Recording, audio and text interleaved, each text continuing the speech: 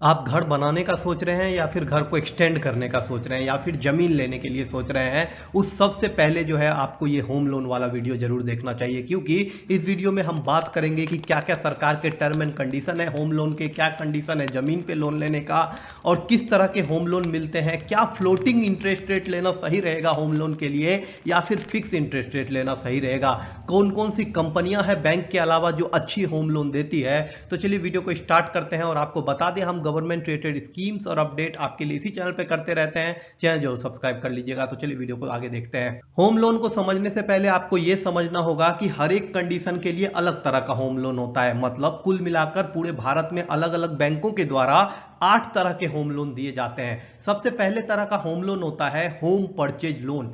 Home purchase loan में क्या होता है, इसमें रेडी टू मूव घर आप खरीद सकते हैं, आधा अधूरा बना हुआ घर खरीद सकते हैं, पहले से अगर वो घर में कोई व्यक्ति रह रहा है और वो बेचना चाह रहा है तो उस तरह के घर को खरीद सकते हैं। इस कंडीशन में होम परचेज लोन में आपको प्रॉपर्टी की वैल्यू का 75% 75% से 90% तक का लोन मिल जाता है। दूसरे तरह का लोन होता है कंपोजिट लोन। कंपोजिट लोन में जमीन खरीदने से लेके घर बनाने तक के लिए लोन मिलता है। सबसे पहली किस्त जारी होती है जमीन खरीदने के लिए और 3 किस्त जारी होती है जैसे जैसे आप घर बनाते जाओगे उसके बाद आपको लोन मिलता जाएगा। तीसरे तरह का लोन होता है home construction loan. Home construction loan का अच्छा बात यह है कि इसमें भी 4 किस्त में पैसे रिलीज होते हैं, जैसे जैसे आप घर बनाते जाते हो बैंक आपको लोन देते जाती है, पैसे आपके अकाउंट में देते जाती है। उसके बाद चौथे तरह का लोन होता है, उसको कहा जाता है home renovation loan. Home renovation loan में मेनली जो होता है वो घर के मरम्मत के लिए होता है, या फिर आप घर का इंटीरियर करवाना चाह रहे हो या फिर घर को एक्सटेंड करना चाह रहे हो, उस कंडीशन में आपको होम रिनोवेशन लोन मिलता है। ये 4 तरह के जो लोन बताए मैंने ये बहुत ही पॉपुलर है और इसमें सबसे आम लोन जो है, सबसे जल्दी मिलने वाला लोन जो है वो है होम परचेज लोन। इसमें 75% से 90% प्रॉपर्टी के वैल्यू का आपको लोन मिलता है। अगला जो होम लोन का टाइप है उसे कहा जाता है होम एक्सटेंशन लोन। इसमें जो होता है अभी मौजूदा आपका जो घर है इसमें अगर आप कुछ एक्सटेंड करवाना चाहते हैं, अगर आप एक फ्लोर और बनवाना चाहते हैं या फिर कुछ नया बनवाना चाहते हैं, उस कंडीशन में दिया जाता है। ये लोन बहुत ही आसानी से मिल जाता है और आपके प्रॉपर्टी वैल्यू का 75% से 90% तक लोन मिल जाता है। इसके बाद दूसरी तरह का लोन होता है उसे कहा जाता है ब्रिज लोन। ब्रिज लोन बहुत ही कम अवधि के लिए दिया जाता है और ब्रिज लोन इस कंडीशन में दिया जाता है कि आप एक पुराना घर है जिसको आप बेच रहे हो और उसी पैसे से नया घर खरीदने वाले हो, और ये बेचने के क्रम में और खरीदने के क्रम में जो बीच का पैसे की जरूरत होगी आपको, जो वो आपको बैंक देगा, फिर आपका वो घर कंप्लीटली बिक जाएगा। जब आप पैसे आपके हाथ में आ जाएंगे तो आप वो चुका दो, इसको कहा जाता है ब्रिज लोन। उसके बाद होता है interest saver loan. Interest saver loan में क्या होता है कि आपके सेविंग अकाउंट से जुड़ा हुआ होता है होम लोन का अकाउंट, और जितना भी एक्स्ट्रा पैसा आप डालोगे वो आपके होम लोन वाले अकाउंट में चला जाएगा और आपको इंटरेस्ट कम लगेगा। उसके बाद दूसरा तरह का लोन होता है उसे कहा जाता है step up loan. Step up loan में क्या होता है कि शुरुआती दौर में तो कम ईएमआई लगता है लेकिन धीरे धीरे ईएमआई बढ़ते जाता है। स्टेप अप लोन मेनली उनके लिए है जिन्होंने अपने बिजनेस को नया स्टार्ट किया है, तो शुरुआती दौर में वो कम ईएमआई देते हैं और धीरे धीरे ईएमआई को बढ़ाते रहते हैं। इसमें से आपको ये समझना पड़ेगा इन 8 तरह के होम लोन में से आपके लिए सबसे बेस्ट कौन सा होगा। अगर आपको सुनना है तो आप रिमाइंड करके फिर से सुन लीजिएगा और इसके बारे में एक डिटेल नोट्स भी मैं प्रोवाइड कर दूंगा, कमेंट कीजिएगा, मैं आपको इसका नोट्स पीडीएफ लिखा हुआ प्रोवाइड कर दूंगा। इसके बाद देखते हैं कि अलग अलग बैंकों की इंटरेस्ट रेट क्या है। होम लोन लेने से पहले आपको सभी बैंकों के इंटरेस्ट रेट को कंपेयर कर लेना चाहिए। हो सकता है कि आपको किसी बैंक में आसानी होम लोन मिलने में लेकिन इंटरेस्ट रेट ज़्यादा हो, तो उस हिसाब से समझ कर लोन लीजिएगा। सबसे पहले आप ये देखिए इंटरेस्ट रेट जो है समय समय पे बदलाव होते रहता है, तो आप कमेंट कर दीजिएगा आप किस मंथ में लेने जा रहे हैं, तो हम आपको बता देंगे कि उस समय करंट इंटरेस्ट रेट क्या चल रहा है। देखिए एसबीआई का जो अभी इंटरेस्ट रेट चल रहा है वो 8.50% से लेकर 10.15% तक है। एचडीएफसी का जो इंटरेस्ट रेट चल रहा है वो है 8.50% से शुरू है और 11% तक जाता है। आईसीआईसी बैंक का जो इंटरेस्ट रेट है 9% से स्टार्ट है और 10.5% से है। बैंक ऑफ बड़ौदा का जो इंटरेस्ट रेट है वो है 8.90% से 10.90% तक। यूनियन बैंक ऑफ इंडिया का जो इंटरेस्ट रेट है 8.85% से लेके 10.95% तक है।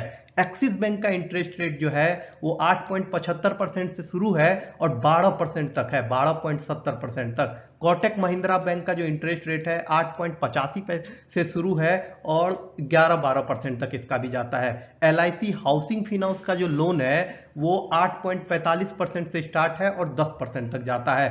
फेडरल बैंक का 10% से शुरू है, 10.15% से और 10.30% तक जाता है। बजाज हाउसिंग फाइनेंस का 8.70% से शुरू है।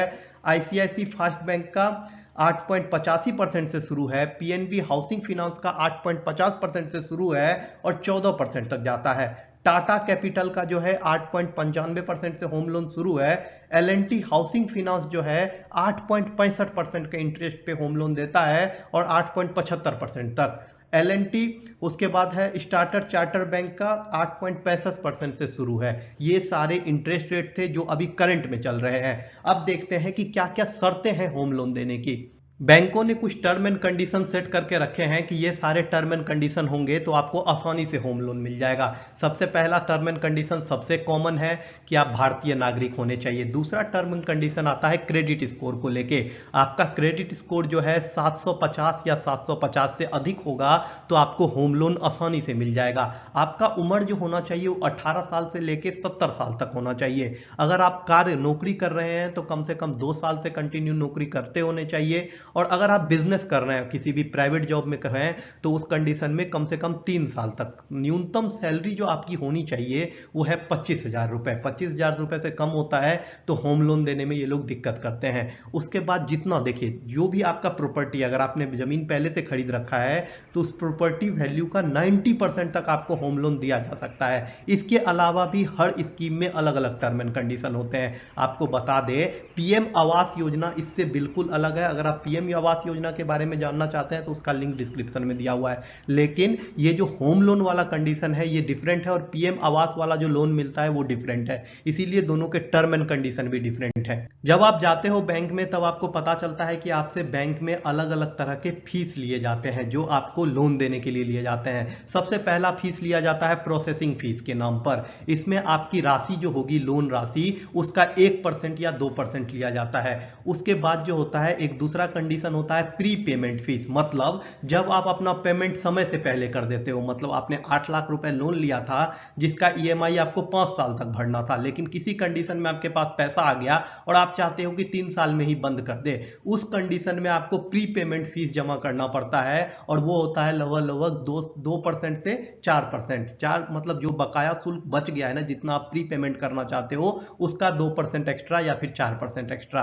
उसके बाद होता है ईएमआई पर बकाया फीस। अगर आप ईएमआई पर लेट से जमा करते हो तो उस कंडीशन में आपको 2% देना पड़ता है। अगर आपका ईएमआई जो होता है बाउंस हो जाता है, नहीं जमा कर पाते हो किसी कंडीशन में, तो आपको 400 रुपए एक्स्ट्रा देना पड़ता है। और उसके अलावा हर बैंक का एक लीगल फीस भी होता है। ये सारे फीस और शुल्क हैं जो आपको लोन लेते समय पता चलेगा और लोन लेते समय जो आपको भरना पड़ता है। जब आप होम लोन लेने जाते हो तो आपको पता चलेगा कि आपको अलग अलग तरह के डॉक्यूमेंट्स का जरूरत है। उनमें सबसे पहला डॉक्यूमेंट जो होगा वो होगा आपका पहचान पत्र। पहचान पत्र के लिए आप जो है आधार कार्ड दे सकते हो, वोटर आईडी कार्ड दे सकते हो, ड्राइविंग लाइसेंस दे सकते हो या फिर किसी भी तरह का लाइसेंस दे सकते हो। उसके बाद होता है आयु प्रमाण पत्र। आयु प्रमाण पत्र के लिए आप अपना पासपोर्ट दे सकते हो या फिर अपना 10 का मार्कशीट दे सकते हो, हाई स्कूल का मार्कशीट दे सकते हो, ड्राइविंग लाइसेंस दे सकते हो, ये सब दे सकते हो। निवास प्रमाण पत्र के लिए आप राशन कार्ड दे सकते हो, बिजली बिल की कनेक्शन का कॉपी दे सकते हो। पासपोर्ट जो होता है वो भी चलेगा निवास प्रमाण पत्र के लिए। उसके अलावा बैंक के पासबुक का फर्स्ट कॉपी भी चलेगा। आयु प्रमाण पत्र जो होता है नौकरी और गैर नौकरी पेशे के लिए अलग अलग होता है। जो नौकरी करने वाले हैं उनको फॉर्म 16 का कॉपी देना पड़ता है, सैलरी स्लिप का कॉपी देना पड़ता है और आईटीआर जो रिटर्न भरा है उसका कॉपी देना पड़ता है। जो गैर नौकरी पेशा है उनके लिए पिछले 3 साल का इनकम टैक्स का रिटर्न देना पड़ता है और इसके अलावा loss profit and loss account statement देना पड़ता है। बिजनेस की लाइसेंस की कॉपी देनी पड़ती है और बिजनेस का पता जो है उसका कॉपी देना पड़ता है। उसके बाद प्रॉपर्टी के पेपर देने पड़ते हैं। प्रॉपर्टी के पेपर में आप एनओसी जमा करना पड़ता है नगर निगम का कि आपको घर बनवाने का अनुमति है। उसके अलावा जो खर्च का एस्टीमेट लगेगा वो आपको बनवा के जमा करना पड़ता है। उसके बाद आपने जो सेल या परचेज किया है, घर खरीदा है, उस कंडीशन में आपका जो रजिस्ट्रेशन पेपर था वो सारा जमा होगा। अलॉटमेंट लेटर, आपको किसी भी तरह सरकारी जमीन मिली है तो उसके लिए अलॉटमेंट लेटर लगेंगे। ये सारे पेपर्स इंपॉर्टेंट है। आप इसको सेव करके रख लीजिए इस वीडियो के इस पार्ट को, या फिर जो है कहीं लिख के रख लीजिए, नहीं तो मैं आप कमेंट कर देना, मैं आपको ईमेल कर दूंगा सारा चीज लिखा हुआ। अब देखते हैं कि होम लोन में जो टैक्स लाभ मिलता है वो कैसे लेना है। जो भी टैक्स पेयर है उनके लिए होम लोन बहुत ही अच्छा है। ऐसा मैं इसलिए कह रहा हूं क्योंकि वो अच्छा खासा राशि जो है टैक्स के तहत बचत कर सकते हैं। होम लोन पे टैक्स छूट जो है 2 सेक्शंस के तहत मिलता है। सबसे पहला सेक्शन है सेक्शन 24B और दूसरा सेक्शन है सेक्शन 80C। सेक्शन 24B में ब्याज भरने पे आपको 2 लाख रुपए तक का टैक्स छूट मिलता है। वहीं सेक्शन 80C में आपको मूल लोन की राशि पर, स्टंप ड्यूटी और रजिस्ट्रेशन फीस की भी राशि पर 1.5 लाख रुपए तक का छूट मिलता है। आपको बता दें जो लोग टैक्स भरते हैं उनके लिए होम लोन सबसे बेस्ट है। आप समझते हैं सबसे जरूरी चीजें जो आप लोगों को समझना बहुत ही जरूरी है। सबसे पहले मैं आप लोगों के सारे सवालों का जवाब दूंगा और उसके बाद फिर वीडियो को आगे देखेंगे। सबसे पहला सवाल आपने यही पूछा था कि क्या मुझे प्रॉपर्टी के मूल्य के बराबर होम लोन मिल सकता है। जी नहीं, आपको प्रॉपर्टी के मूल्य के बराबर होम लोन नहीं मिल सकता। बैंक या फिर कोई भी संस्थान जो होम लोन देती है वो 20% अपने हाथ में रखती है। मतलब आपके प्रॉपर्टी का मूल्य एग्जाम्पल के लिए अगर 100 रुपए है तो आपको 80 रुपए तक का होम लोन मिलेगा, क्योंकि प्रॉपर्टी का जो मूल्य होता है वो 10 से 20% कंडीशन के ऊपर फ्लक्चुएट कर सकता है। दूसरा क्वेश्चन जो आप लोगों ने पूछा था कि बैंक या संस्थान ये कैसे तय करता है कि हमें होम लोन पे कितना ईएमआई देना है। आपको बता दें, आगे मैं आपको जो बताऊंगा कि क्या टर्म एंड कंडीशन है लोन के, उसमें आप ये समझ जाओगे कि आपकी जो मंथली इनकम होती है उसके 50 से 60% तक आपकी ईएमआई फिक्स की जा सकती है। लेकिन बैंक ईएमआई कम फिक्स करती है ताकि लोन लंबे अवधि तक चले और उनको थोड़ा बहुत एक्स्ट्रा ब्याज दर भी मिले। अब तीसरा क्वेश्चन आपने पूछा था क्या मैं एक समय में 2 बैंकों से लोन ले सकता हूं। जी हां, ले सकते हो। यह डिपेंड करता है आपके देने की क्षमता पर। मतलब बैंक डिसाइड करेगी, बैंक देखेगी कि अगर आप 2 जगह लोन का ईएमआई भर सकते हो तो बैंक को कोई प्रॉब्लम नहीं है, 2 बैंक अलग अलग लोन दे सकती है। आप समझते हैं उसके बाद होम लोन मंजूर होने में कितना समय लगता है। यह डिपेंड करता है कि आगे आप जो समझोगे कि कितने तरह का होम लोन होता है, उसमें आप किस तरह का होम लोन ले रहे हो। अगर आपके पास प्रॉपर्टी पहले से है तो उस कंडीशन में लोन जो है मुश्किल से 1 हफ्ते से 2 हफ्ते में सैंक्शन हो जाता है। अगर आपके पास प्रॉपर्टी नहीं है तो हो सकता है 3 हफ्ते तक सारे डॉक्यूमेंट्स वगैरह क्लियर करने में लग जाए, लेकिन होम लोन मिलने में ज्यादा प्रॉब्लम नहीं होता, आसानी से मिल जाता है। आप समझते हैं फिक्स रेट और फ्लोटिंग रेट पे बहुत सारे क्वेश्चन आए थे। फिक्स रेट और फ्लोटिंग रेट में क्या अंतर है और किस पे हमें लेना चाहिए लोन। आपको बता दें फिक्स्ड इंटरेस्ट रेट क्या होता है। जिस समय आप लोन ले रहे हो उस समय जो मार्केट में इंटरेस्ट रेट चल रहा है वही आपका पूरे लोन अवधि तक चलता रहेगा। इसको कहा जाता है फिक्स इंटरेस्ट रेट पे लोन लेना। और आरबीआई जो है बैंकों को इजाजत देती है कि आप फ्लोटिंग इंटरेस्ट रेट पे भी लोन दे सकते हो। मतलब अगर इंटरेस्ट रेट बढ़ेगी तो भी बढ़ा दिया जाएगा आपके लोन का अमाउंट, इंटरेस्ट रेट घटेगा तो लोन का अमाउंट जो है घटा दिया जाएगा। इसको कहा जाता है फ्लोटिंग। फ्लोटिंग इंटरेस्ट रेट का फायदा यह है कि आप जब पहले पैसा जमा करते हो, जिसको बोलते हैं प्रीपेड पैसा जमा कर देना, प्री पैसा जमा करना, उस कंडीशन में आपसे कोई फीस नहीं ली जाती। आगे मैं आपको समझा दूंगा कि ये पहले पैसा जमा करने पे किस तरह का फीस है। अगला जो क्वेश्चन आपने पूछा था क्या मैं अपनी होम लोन की बकाया राशि को प्री पेमेंट कर सकता हूं। जी हां, आप प्री पेमेंट कर सकते हो। अगर आपने फ्लोटिंग इंटरेस्ट रेट पे लोन लिया है तो आपको कोई भी प्री पेमेंट फीस तो नहीं भरना पड़ेगा, लेकिन अगर आपने फिक्स इंटरेस्ट रेट पे लोन लिया है तो आपको प्री पेमेंट 2% से 4% बकाया राशि पे भरना होगा। दूसरा क्वेश्चन जो आपने पूछा था वो था क्या मैं अपने होम लोन की अवधि के दौरान फिक्स इंटरेस्ट रेट को फ्लोटिंग इंटरेस्ट रेट में कन्वर्ट करवा सकता हूं। जी हां, आप करवा सकते हो, लेकिन बैंक इसके लिए भी आपको कुछ कन्वर्जन चार्ज ले सकती है या फिर प्रोसेसिंग चार्ज ले सकती है। इसके बाद आपने पूछा क्वेश्चन कौन सा बैंक बताइए कि बेस्ट होगा होम लोन लेने के लिए। मैं आगे चलकर आपको हर एक बैंक का इंटरेस्ट रेट बताऊंगा, उस हिसाब से आप डिसाइड कर लीजिएगा कि आपके लिए सबसे बेस्ट कौन है। आपको बता दूं कई बैंक जो होते हैं लोन जल्दी दे देते हैं लेकिन उनका इंटरेस्ट रेट हाई होता है। है। अगला क्वेश्चन आप लोगों ने पूछा था कि होम लोन के लिए मेरा सिविल स्कोर कितना होना चाहिए, तो आपको बता दे 750 या फिर 750 से अधिक आपका सिविल स्कोर है तो आपको होम लोन बहुत ही आसानी से मिल जाएगा।